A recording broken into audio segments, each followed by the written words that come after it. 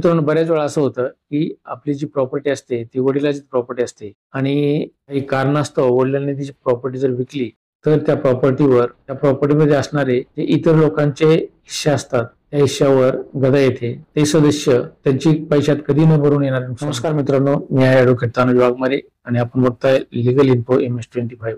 मित्रांनो, तुम्ही जर या चॅनलवर नवीन असाल तर चॅनलला सबस्क्राईब करा, व्हिडिओला लाईक करा आणि तुमच्या कमेंट बॉक्समध्ये राईट डाऊन करा. आपल्या वडिलांची माहिती असते आणि ही प्रॉपर्टी एका पिढीकडून दुसऱ्या पिढीकडे, दुसऱ्या पिढीकडून तिसऱ्या पिढीकडे अशा पद्धतीनं ट्रान्सफर होत असते. त्यावेळेस तिला वडिलांचीच प्रॉपर्टी असं म्हटलं जातं. पण एखादी प्रॉपर्टी जर आपण विकत घेतली तर ती स्वकष्टार्जित प्रॉपर्टी होते.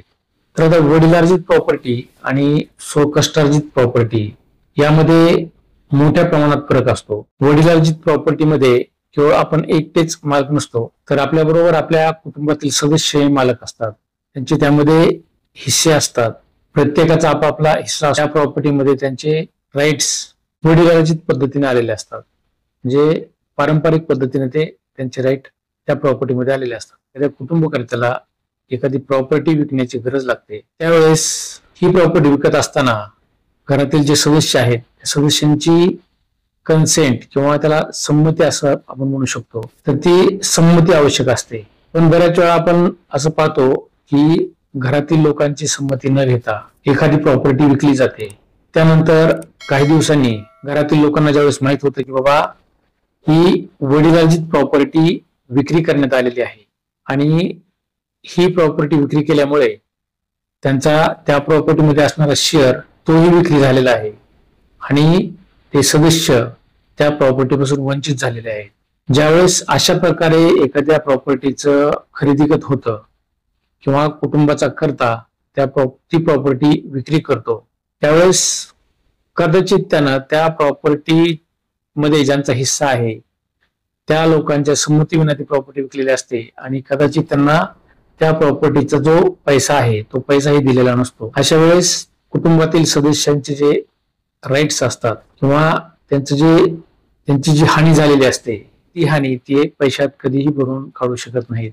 त्यामुळं वडिलार्जित प्रॉपर्टी जर असेल तर त्या प्रॉपर्टीमध्ये कुटुंबकर्त्याबरोबरच कुटुंबातील इतर सर्व सदस्यांचे त्यामध्ये हक्क असतात आणि ही प्रॉपर्टी विक्री करत असताना खरेदी खतावर घरातील इतर सदस्यांची संमती किंवा सह्या असणं आवश्यक असतं.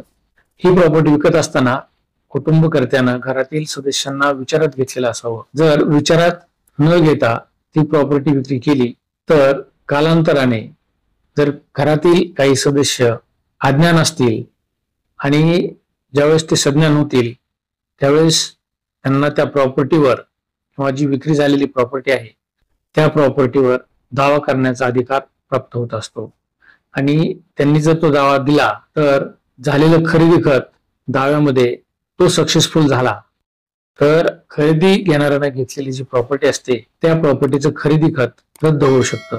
पण हे खरेदी खत रद्द होत असतानाच असे मुद्दे आहेत की ते खरेदी खत होत असताना त्या खरेदी खतामध्ये किंवा त्या सेल डीड मध्ये ते मुद्दे नमूद केल्यानंतर ती प्रॉपर्टी कुटुंबकर्त्यांना जरी विकली तरी ते खरेदी खत रद्द होत नाही. त्याच्यासाठी काही महत्वाच्या गोष्टी किंवा पॅरेग्राफ्स आपण त्या खरेदी खतामध्ये नमूद करणं गरजेचं असतं आणि असे मुद्दे, असे कंटेंट्स आपण त्या खरेदी खतामध्ये नमूद केल्यानंतर देणाऱ्यानं आणि घेणाऱ्यानं त्याच्यावर सही केल्यानंतर त्या खरेदी खताला कुठल्याही प्रकारची बाधा येत नाही किंवा ते खरेदी खत रद्द होऊ शकत नाही. तर असे काही मुद्दे आहेत की त्यामुळं जे खरेदी खत घेतलेलं आहे आणि ज्यानं खरेदी खत दिलेलं आहे त्या खरेदी खत दिलेल्या कुटुंबातील व्यक्तींनी जर त्या खरेदी खतावर कॅन्सलेशनचा दावा केला तर तो दावा सक्सेसफुल होणार नाही.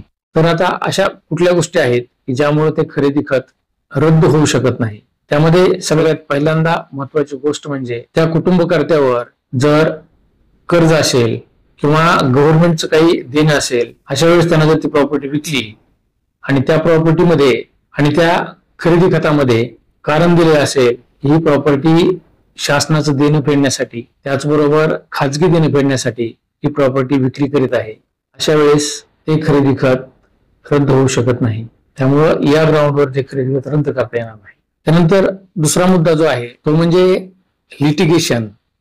त्यामध्ये प्रामुख्याने क्रिमिनल लिटिगेशन जर असेल, म्हणजे क्रिमिनल काही केसेस चालू असतील कुटुंबकर्त्यावर किंवा कुटुंबातील व्यक्तीवर, आणि ते लिटिगेशन चालवण्यासाठी किंवा त्याची जी फीस आहे किंवा त्याचा जो खर्च आहे ते खर्च देण्यासाठी जर ती प्रॉपर्टी विकली तर त्या प्रॉपर्टीचं खरेदी खत रद्द करता येत नाही किंवा ते रद्द होऊ शकत नाही.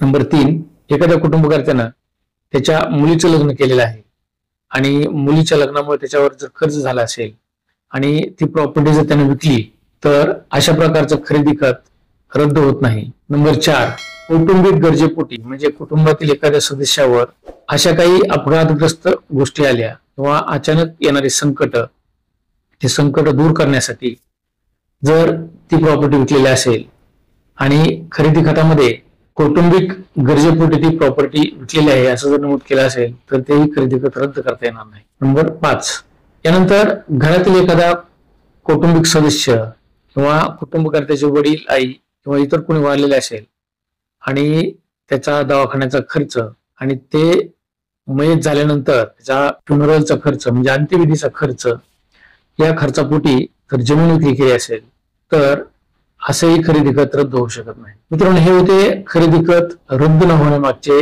5 प्रमुख मुद्दे. या बेसवर जर एखाद्या कुटुंबकर्त्यांना खरेदी खत दिलेलं असेल आणि त्या कुटुंबाकडे कुठल्याही प्रकारची जमीन शिल्लक नसेल, अशा वेळेस ती जमीन विक्री करत असताना, त्या जमिनीचं खरेदी खत होत असताना त्या खरेदी खतामध्ये असे जर मुद्दे असतील तर ते खरेदी खत रद्द होण्याची शक्यता कमी असते. जर ते रद्द करायचं असेल किंवा त्याच्यासाठी भक्कम पुरावे जर निर्माण कोर्टासमोर कुटुंबातील सदस्यानं त्याच्या दारामध्ये नमूद केले असतील आणि त्याच्यानंतर तसे पुरावे त्यांना कोर्टामध्ये दिले असतील आणि ते पुरावे जर सिद्ध झाले तर अशा क्वचित एखाद्या वेळेस एखादं खरेदी खत रद्द होऊ शकतं. पण एखाद्या कुटुंबकर्त्यानं संमती न घेता, कुटुंबातील लोकांची संमती न घेता एखादी प्रॉपर्टी जर विकली असेल, त्याला 5 अपवादात्मक गोष्टीचा त्या खरेदी खताला जर आधार दिला तर असं जे खरेदी खत असतं ते रद्द होऊ शकत नाही. मित्रांनो, ही होती वडिलार्जित कौटुंबिक प्रॉपर्टी विषयीची माहिती. या माहितीबद्दल तुम्हाला काय वाटलं याबद्दलच्या कमेंट बॉक्समध्ये राईट डाऊन करा.